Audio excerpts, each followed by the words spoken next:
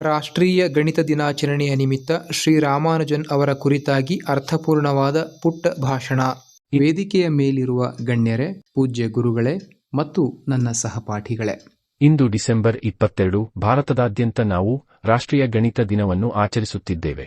ಈ ದಿನವು ಭಾರತ ಕಂಡ ಶ್ರೇಷ್ಠ ಗಣಿತಜ್ಞ ಶ್ರೀನಿವಾಸ ರಾಮಾನುಜನ್ ಅವರ ಜನ್ಮದಿನದ ನೆನಪಿಗಾಗಿ ಮೀಸಲಾಗಿದೆ. ರಾಮಾನುಜನ್ ಅವರು 1887ರಲ್ಲಿ ತಮಿಳುನಾಡಿನ ಈರೋಡ್ನಲ್ಲಿ ಜನಿಸಿದರು. ಅವರಿಗೆ ಗಣಿತದ ಬಗ್ಗೆ ಅತೀವ ಆಸಕ್ತಿ ಇತ್ತು. ಯಾವುದೇ ಔಪಚಾರಿಕ ತರಬೇತಿ ಇಲ್ಲದಿದ್ದರೂ ಅವರು ಗಣಿತದ ಜಗತ್ತಿಗೆ ನೀಡಿದ ಕೊಡುಗೆ ಅಪಾರ. ಸಂಖ್ಯಾಶಾಸ್ತ್ರ, ಅನಂತ ಸರಣಿಗಳು ಮತ್ತು ಭಿನ್ನರಾಶಿಗಳ ಬಗ್ಗೆ ಅವರು ಸಾವಿರಾರು ಪ್ರಮೇಯಗಳನ್ನು ಮಂಡಿಸಿದರು. ಅವರ ಪ್ರತಿಭೆಯನ್ನು ಕಂಡು ಜಗತ್ತೇ ಬೆರಗಾಯಿತು. ನಮ್ಮ ದೈನಂದಿನ ಜೀವನದಲ್ಲಿ ಗಣಿತವು ಹಾಸುಹೊಕ್ಕಾಗಿದೆ. ಬೆಳಿಗ್ಗೆ ಎದ್ದಾಗಿನಿಂದ ರಾತ್ರಿ ಮಲಗುವವರೆಗೆ ನಾವು ಸಮಯ, ಹಣದ ಲೆಕ್ಕಾಚಾರ ಅಥವಾ ಅಳತೆಗಾಗಿ ಗಣಿತವನ್ನೇ ಅವಲಂಬಿಸಿದ್ದೇವೆ. ಗಣಿತವೆಂದರೆ ಕೇವಲ ಸಂಖ್ಯೆಗಳಲ್ಲ, ಅದು ನಮ್ಮ ತಾರ್ಕಿಕ ಆಲೋಚನೆಯನ್ನು ಹೆಚ್ಚಿಸುವ ಒಂದು ಕಲೆ. ಬಹಳಷ್ಟು ವಿದ್ಯಾರ್ಥಿಗಳು ಗಣಿತವನ್ನು ಕಷ್ಟದ ವಿಷಯವೆಂದು ಭಾವಿಸುತ್ತಾರೆ. ಆದರೆ ರಾಮಾನುಜನ್ ಅವರ ಜೀವನ ನಮಗೆ ಕಲಿಸುವುದೇನೆಂದರೆ, ಆಸಕ್ತಿ ಮತ್ತು ಶ್ರದ್ಧೆಯಿದ್ದರೆ ಎಂತಹ ಕಠಿಣ ಗುರಿಯನ್ನು ಸಾಧಿಸಬಹುದು ಎಂದು. ನಾವು ಗಣಿತವನ್ನು ಕೇವಲ ಪರೀಕ್ಷೆಗಾಗಿ ಓದದೆ, ಅದರ ಹಿಂದಿರುವ ಸೌಂದರ್ಯವನ್ನು ಅರ್ಥಮಾಡಿಕೊಳ್ಳಲು ಪ್ರಯತ್ನಿಸಬೇಕು. ಕೊನೆಯದಾಗಿ ಒಂದು ಅತು ಭಾರತೀಯ ಗಣಿತದ ಪರಂಪರೆಯನ್ನು ಗೌರವಿಸೋಣ ಮತ್ತು ಗಣಿತ ಕಲಿಕೆಯಲ್ಲಿ ಉತ್ಸಾಹ ಬೆಳೆಸಿಕೊಳ್ಳೋಣ ಎಂದು ಹೇಳುತ್ತಾ ನನ್ನ ಮಾತುಗಳನ್ನು ಮುಗಿಸುತ್ತೇನೆ. ಧನ್ಯವಾದಗಳು.